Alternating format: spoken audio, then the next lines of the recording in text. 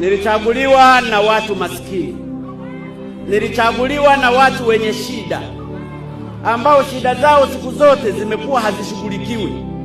Nimeamua kuzishughulikia. Nitakapokuwa nazishughulikia shida za watu wengi, wachache lazima waumie. Ninazungumza haya ndugu zangu kwa uchungu, kwa sababu ninafahamu maisha ya Watanzania wanayoishi.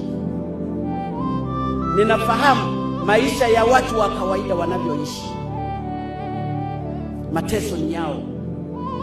Hata hawa vijana wa machinga walikuwa hata wakikaa mjini wanafukuzwa.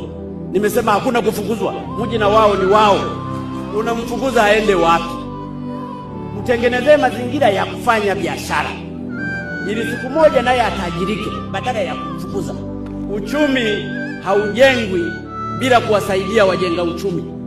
Tunataka maskini wapungue. Wameteseka miaka mingi.